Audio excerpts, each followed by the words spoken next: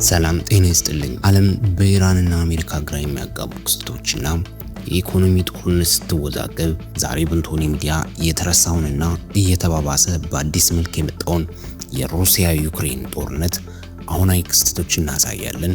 ዓለምን ያስደነገጠ ያለው ያልታሰበ ዜና የሰው ልጅ ታሪክ አቅጣጫ የሚቀይር በዩክሬን ምድር ላይ የሮቦቶች አብዮት ታይቷል። ፑቲን የ700 ሺህ ወታደራዊ ክምችት ይፋ ሲያደርጉ ዩክሬን የዓለምን ጦርነት መልክ የሚቀይር ሚስጥራዊ የቴክኖሎጂ ጥቃት ሰንዝራለች። ዛሬ የምንሰማው ዜና ጦርነቱ አበቃለት፣ ፑቲን ተሸነፈ ለሚሉ የዋሆች ድንገተኛ መርዶን ይዟል። ጦርነቱ አሁን ከምድር ወደ ሰማይ ከሰው ወደ አርቲፊሻል ኢንተለጀንስ ተሸጋግሯል። የዛሬው ዘገባችን ፎክስ ኒውስ፣ ብሉምበርግ እና አልጀዚራ የተበተኑ መረጃዎችን አቀናጅቶ የጦርነቱን ድብቅ ፊት ያሳያቸዋል። እስከ መጨረሻው አብራችሁን ቆዩ። የአራት ቀናት የሞት ውደት፣ ሩሲያ አዲሱ የአየር ላይ ጭካኔ። ፎክስ ኒውስ እንደዘገበው ከሆነ የዩክሬን የውጭ ጉዳይ ሚኒስትር አንድሪ ሲቢሃ እጅግ አስደንጋጭ የዓለም መረጃ ይፋ አድርገዋል። የሩሲያ ጦር ካሁን በኋላ የ8 ወይም የ10 ቀናት የሚያደርገውን የሚሳኤል ድብደባ ወደ 4 ቀናት ዝቅ አድርጎታል። ትናንትና ብቻ ሩሲያ 700 ድሮኖችን በደርዘን የሚቆጠሩ ሚሳኤሎችን በአንድ ጊዜ በመተኮስ የዓመቱን እጅግ አስፈሪ ጥቃት ፈጽማለች። ሩሲያ በወር ቢያንስ 7 ግዙፍ ጥቃቶችን ለማድረግ አቅዳለች። እያንዳንዱ ጥቃት ቢያንስ 400 ድሮኖችና 20 ሚሳኤሎች ጥቅም ላይ ይውላሉ። ይህ የመሰላቸት ስልት ዩክሬንን ያላትን የአየር መከላከያ ሚሳኤል ጨርሳ እንድትጠቀም ለማድረግ የታለመ ነው። ምዕራባውያኑ የአየር መከላከያ ሰጠን እያሉ በጋዜጣው ሲፎክሩ፣ ሩሲያ ግን ሚሳኤላችሁን በድሮን ይጨርሰዋለን ብለዋል። ሌላው አስገራሚ መረጃ ዩክሬን የብረት ልብ ያላቸውን የመጀመሪያውን የሮቦት ጦር አሰማርታለች። ይህ ዛሬ በጦርነት ታሪክ ውስጥ አዲስ ምዕራፍ የተጻፈለትን ዜና ይዘን ቀርበናል። በዩክሬን የጦር ግንባር ላይ የሰው ልጆች ሳይሆን ሮቦቶች የተዋጉ ነው።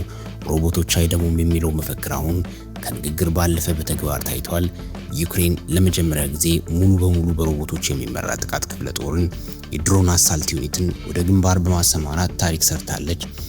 አልጀዚራ እና ዩናይትድ 24 እንደዘገቡት ዩክሬን በታሪክ ለመጀመሪያ ጊዜ ድሮን አሳልት ዩኒት የተባሉ ሙሉ በሙሉ ሰው አልባ ቴክኖሎጂ የሚመሩ የጦር ክፍሎችን ይፋ ማድረጓን ነው። ዩክሬን መከላከያ ሚኒስቴር እንዳስታወቀው አየር ላይ የሚበሩ ድሮኖችና በምድር ላይ የሚንቀሳቀሱ ሮቦቶች ከእግረኛ ጦር ጋር ተቀናጅተው የሚሰሩት አዲስ ስልት በደቡባዊ ዩክሬን ስራ ጀምሯል። ፕሬዝዳንት ዘለንስኪ ትናንት በሰጡት መግለጫ ለመጀመሪያ ጊዜ የሩሲያ ምሽግ በሰው ሳይሆን በሮቦቶችና ድሮኖች ብቻ ተመቶ መያዙን አረጋግጠዋል።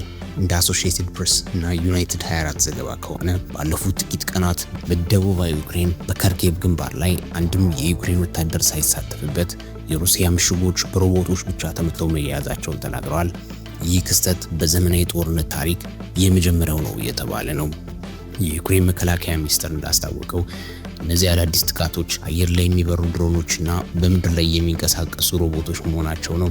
ሮቦቶቹ እንደ እግረኛ ወታደር ሆነው ከፊት ለፊት ይገሰግሳሉ፣ የጠላትን ተኩስ ይቀበላሉ፣ እንዲሁም ምሽጎቹን በኃይል ይሰብራሉ ብለዋል። ከዚህ ጋር ተያይዞ የሩሲያ መከላከያ ሚኒስቴርና ከፍተኛ ባለስልጣናት ዲሚትሪ ሜድቬዴቭ እንዳሉት ሩሲያ ለዩክሬን ድሮንና ሮቦት የሚያመርቱ ወይም ይህን ቴክኖሎጂ የሚያቀርቡ የአውሮፓ ኩባንያዎችን አድራሻ ይፋ በማድረግ እነዚህ ተቋማት ላይ የሚሳይል ኢላማ እንደሚሆኑ አስታውቃለች። ይህ ምዕራባውያን በቀጥታ በጦርነቱ ለመሳተፍ የሚያደርጉት ጥረት እንደሆነና ይህም ጦርነቱን ወደ አውሮፓ ላይ ያሰፍሩ እንደሚችል ገልጻለች። የሩሲያ ወታደራዊ ተንታኞች ዩክሬን በሮቦቱ ብትበልጥም ሩሲያ ግን በሰው ኃይልና በመሳሪያ ብዛት ጦርነቱን እንደምታሸንፍ ያምናሉ። ሩሲያ በዩክሬን ምድር ላይ 680 ሺህ ወታደሮችን በማሰለፍ የሰው ኃይል ማዕበል እየተጠቀመች ነው። ዩክሬን ጥቂት ምሽጎችን በሮቦት ብትይዝም ሩሲያ ግን በሰፊው ግንባር ላይ ያላትን የቁጥር የበላይነት እየተጠቀመች ነው። የሩሲያ ወታደራዊ ብሎገሮች እንደሚሉት ሮቦቶቹ ለኤሌክትሮኒክ ዋርፌር የተጋለጡ በመሆናቸው ሩሲያ እነዚህን ሮቦቶች በቀላሉ ዋጋ ቢስም ለማድረግ እየሰራች እንደሆነ ይናገራሉ። በሌላ በኩል ሩሲያ የራሷን ሮቦት ጦር ለመቋቋም ፕሬዝዳንት ፑቲን 165,000 ሰራተኞች ያሉት ግዙፍ የሮቦት ድሮን ክፍለ ጦር በአመቱ መጨረሻ እንዲቋቋም ትዕዛዝ ሰጥተዋል። ጦርነቱ አሁን ከመሳሪያ ጥራት ባለፈ ወደ አርቲፊሻል ኢንተለጀንስ እና ሮቦቲክስ ተሸጋግሯል። ዩክሬን ያሰማራቻቸው እነዚህ የብረት ልብ ያላቸው ሮቦቶች ጦርነቱን ቶሎ ይጨርሱት ይሆን ወይስ ሩሲያም የራሷን የሮቦት ጦር ታሰልፋለች? አስተያየታችሁን ኮሜንት ላይ ጻፉልኝ። በሌላ በኩል የፑቲን ድብቅ የገቢ ምንጭ የዋጋ ንረቱ እንደ ጦር መሳሪያ ባለቤት የሌለው ትርፍ ሆኖላቸዋል። በመካከለኛው ምስራቅ ወይም በሆርሙዝ ወሽመጥ አካባቢ ስጋቱ በነገሰ ቁጥር የዓለም የነዳጅ ዋጋ በከፍተኛ ሁኔታ ጨምሯል። ሩሲያ ከሳውዲ አረቢያ ቀጥላ ግዙፍ ነዳጅ ላኪ በመሆኗ የዋጋው መጨመር በቀጥታ ወደ ሞስኮ ካዝና ቢሊዮኖችን ያፈሳል። የነዳጅ ዋጋ በአንድ በርሜል $10 ጭማሪ ባሳየ ቁጥር ሩሲያ ሚሊዮን ዶላሮች ተጨማሪ ገቢ እያገኘች ነው። አውሮፓና አሜሪካ የሩሲያን ገቢ ለመቀነስ የዋጋ ገደብ ቢጥሉም በመካከለኛው ምስራቅ ግጭት ምክንያት የነዳጅ እጥረት እንዳይከሰት በመፍራት የሩሲያ ነዳጅ ወደ ዓለም ገበያ መውጣቱ እንዲቀጥል ይፈልጋሉ። ምዕራባውያን በአንድ በኩል ለዩክሬን የሚሳኤል መከላከያ እየገዙ ቢሊዮኖችን ያወጣሉ። በሌላ በኩል ግን በገዛ ዜጎቻቸው የነዳጅ ዋጋ እንዳይነርባቸው ሲሉ በተዘዋዋሪ የሩሲያ ነዳጅ በህንድ ወይም በቻይና በኩል ይገዛሉ።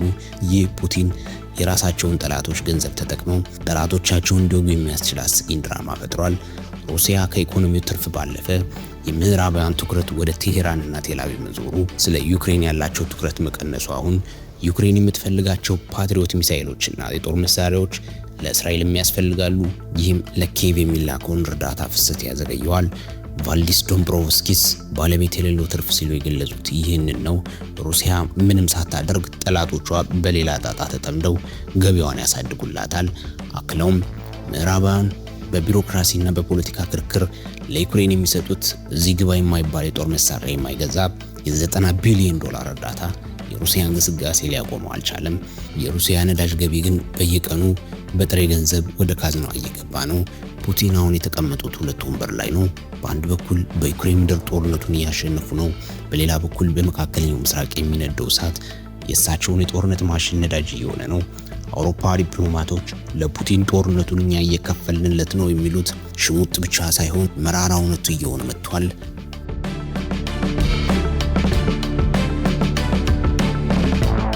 የኢራን ጦርነት ለፑቲን ያልታሰበ ሲሳይ ነው።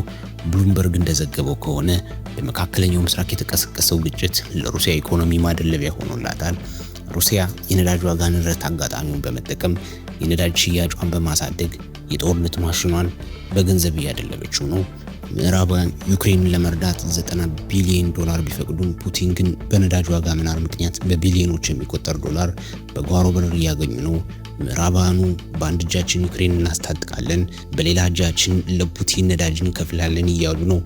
የዶንባስ የ700 ሺህ ጦርና የፑቲን መጨረሻ ቁማር ሌላው በዩክሬን ምድር ላይ ሁለተኛው ዓለም ጦርነት እንዲህ ታይቶ የማይታወቅ ግዙፍ የሰው ማዕበል የተንቀሳቀሰ ነው።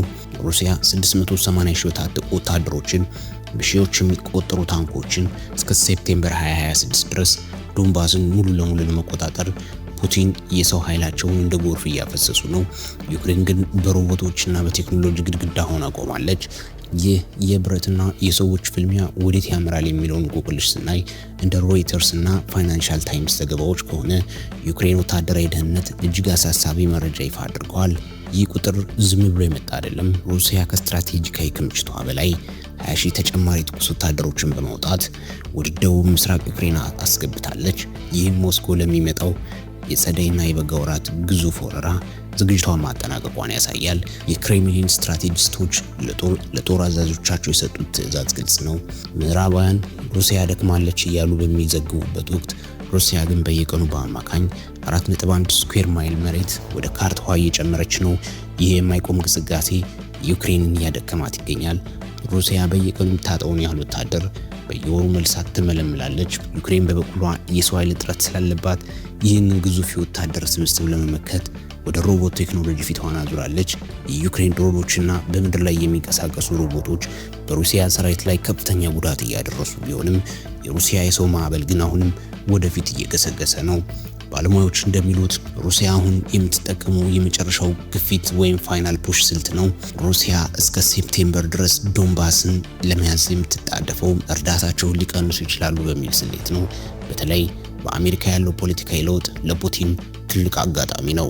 ይህ የ680 ሺህ ወታደሮችን ለዩክሬን ህልውና ትልቅ ፈተና ነው። ዩክሬን በቴክኖሎጂ ብትበልጥም ጦርነቱ ግን በመጨረሻ መሬት ላይ በሚቆም ወታደር ነው የሚወሰነው።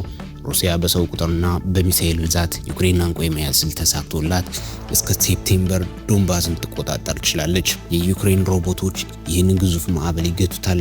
ሌላ ጥያቄ ነው። ጊዜው አጭር ነው፣ ውጥረቱ ግን ጣሪያ ነክቷል። በሌላ በኩል የካስፒያን ባህር ድንገተኛ ጥቃት ነው። ዩክሬን ፑቲን አይደፈርም ብለው ያመኑበትንና ከጦርነቱ ቀጠና በሺዎች የሚቆጠሩ ኪሎ ሜትሮችን ርቆ የሚገኘውን የካስፒያን ባህር አናውጠዋለች። ዩክሬን ድሮኖች የአየር ክልልን ሰብረው በመግባት የሩሲያን ግዙፍ ነዳጅ ማውጫዎች አጋይተዋል። ጦርነቱ አሁን በሩሲያ ውስጥ የማይደርስበት ቦታ የለም። እንደ ፎክስ ኒውስ እና ሮይተርስ ዘገባዎች ከሆነ የዩክሬን መከላከያ ሰራዊት በዛሬው ዕለት በካስፒያን ባህር የሚገኙ ሁለት ግዙፍ የሩሲያ ነዳጅ ቁፋሮ ጣቢያዎችን በድሮን መምታቱን አረጋግጧል። ይህ ጥቃት ዓለምን ያስገረመበት ዋናው ምክንያት የቦታው ርቀት ነው። እነዚህ ነዳጅ ማውጫዎች ከዩክሬን ግንባር መስመር ከ1000 ኪሎ ሜትር በላይ ርቀት ላይ ይገኛሉ።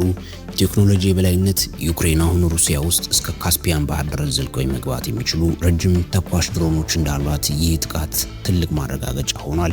እንደ አልጀዚራ ትንታኔ ከሆነ እነዚህ ጣቢያዎች ለሩሲያ ጦር የሚሆኑ ነዳጆችና ቅባቶችን የሚያቀርቡ ስልታዊ ቦታዎች ናቸው። ዩክሬን አሁን ሩሲያን በኢኮኖሚ ለማንበርከክ የነዳጅ ደም ስሯን እየቆረጠች ነው። ለዚህ የሩሲያ ምላሽ ፑቲን ለካስፒያን ባህር ጥቃት የሰጡት ምላሽ እጅግ ጨካኝ ነበር። እንደ ቢቢሲ ዘገባ ሩሲያ በምላሹ በዩክሬን የኤሌክትሪክ ማመንጫዎችና ማከፋፈያዎች ላይ ከፍተኛ የሚሳይል ውርጅብኝ አወርዳለች። በዚህ ጥቃት ምክንያት በኪየቭና በሌሎች ዋና ዋና የዩክሬን ከተሞች ከፍተኛ የኤሌክትሪክ ኃይል መቆራረጥ ተከስቷል። ዩክሬን አሁን ጦርነቱን ወደ ሩሲያ ጥልቅ ግዛቶች በማስገባት ሩሲያ የአየር መከላከያዋን ከግንባር ንቅላ ወደ ውስጥ እንድታስገባ እያስገደደች ነው። የነዳጅ ማውጫዎቹን መጠገን ወራት አልፎ ተርፎም ዓመታትን ሊወስድ ይችላል። ይህም ለሩሲያ ጦርነት ካዝና ትልቅ ምት ነው። ሁለቱም ወገኖች የኤነርጂ መሰረተ ልማቶቻቸውን ማጥቃታቸው ጦርነቱ ወደ ቶታል ዋር ወይም አጠቃላይ የጥፋት ጦርነት እያመራ መሆኑን ያሳያል። ክቡራትና ክቡራን የካስፒያን ባህር ጥቃት ለዩክሬን ትልቅ የቴክኖሎጂ ድል ሲሆን ለሩሲያ ደግሞ ያልታሰበ ኢኮኖሚ መርዶ ነው።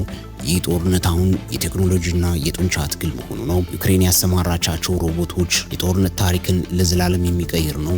የሰውን ከመሞት ማትረፍ መቻላቸው ትልቅ ስኬት ቢሆንም ሩሲያ ዓለም በጦርነቱ እስኪሰለችና ምዕራባውያን እርዳታቸው እስኪቆም ድረስ ጦርነቱን ለማራዘም ወስናለች። ውድ ተመልካቾቻችን የዛሬው ዘገባችን የሚያሳየው አንድ እውነት ብቻ ነው። ጦርነቱ አሁንም ጨካኝና ደም አፋሳሽ ነው። በዲፕሎማሲው መድረክ ሰላም እየተባለ ቢወራም በጦርነት ግንባር ግን ሮቦቶችና ሰዎችን የሚበላ እሳት ብቻ ነው የሚታየው። የዛሬው ዜናችን ይህንን ይመስል ነበር። ዘገባውን ከወደዳችሁት የነገው አዲስ ክስተትና መረጃ እንዲደርሳችሁ ኢንቶኒ ሚዲያን ላይክ፣ ሼር እና ሰብስክራይብ በማድረግ ቤተሰብ ይሁኑ። በነገው ወቅታዊና ትኩስ መረጃ እስክንገናኝ ድረስ ሰላም ለዓለማችን ይሁን። መልካም ቆይታ።